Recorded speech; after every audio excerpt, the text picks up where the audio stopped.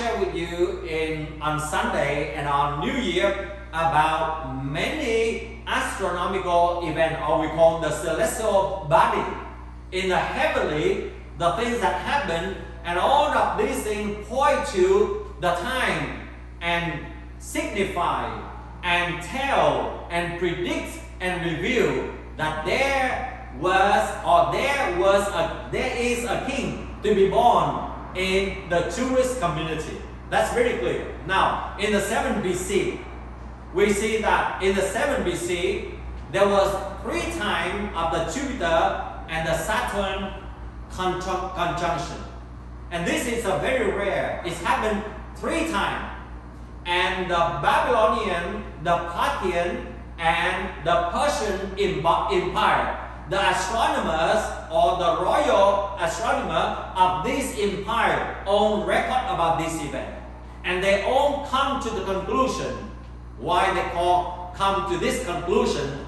Because they can predict, and they can also, maybe they heard about the biblical prophecy about the Messiah to be born in their kingdom, due to the existence of the large population of the Jewish people who were taken into captivity into Babylon and Persia by the 5th and the 6th BC. So they said, all of them will say like this.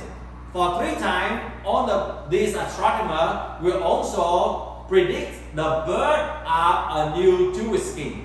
Or sometimes they said the rise of the ruler. And many times they said the king from the west, meaning to say about the Jewish according to their geography. So all of these times they wrote and they said the same thing, the birth of a new Jewish king.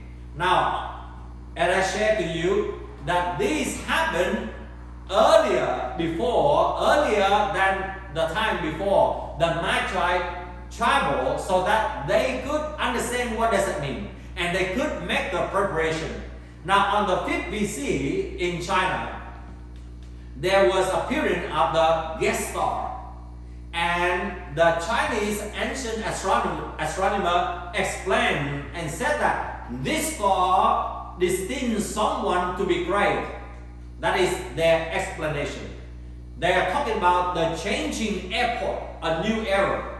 And then on the 5th and the 4th BC, there happened the new star, and this is recorded in the Babylonian and Persian Empire by their own royal astronomers. They record about the new star and they predict the royal birth or the dynasty change or the changing of a new kingdom. So from the 7th BC to the 5th BC to the 4th BC, now for sure the ancient astronomers can say for sure that these signs are not just by chance.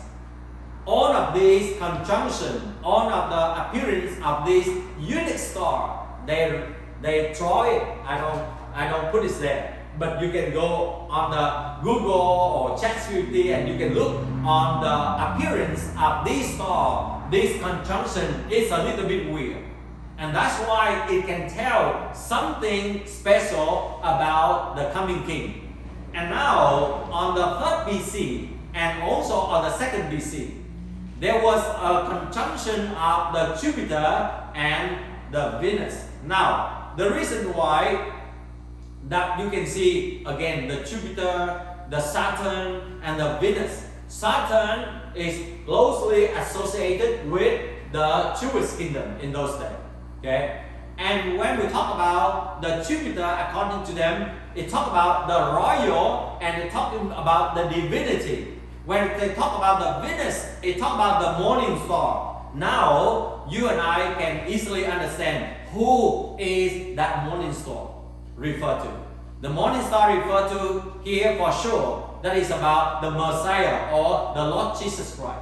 It talks about the birth of a new king in the Jewish society or kingdom, and it's happened, and every time all of these conjunction or all of these phenomena happen, and all of the ancient astronomers always predict about whom? about the birth of the Lord Jesus Christ as we knew today. Now on the 2nd BC, the comet was out of Altair.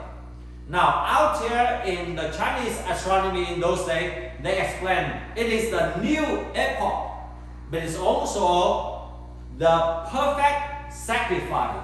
Who is the perfect sacrifice? No one else except the Lord Jesus Christ. He came as a sacrifice, as an atonement to redeem all of us. So, and then on the 1st BC, this happened very clear. We call the ball star at Aquila. And all of them will say for sure, this, the new king, already been born. So you see that there are signs of prediction about the coming of the king. But there are also the signs that said that the king was already born or was about to be born. And this is the reason why the Magi, they could travel from thousands of miles in order to go and look for the Lord Jesus. So from all of these incidents that you can see, and together with the solar eclipse on the 2nd and the 1st BC, and that's why I believe that Jesus was born about the 1st BC.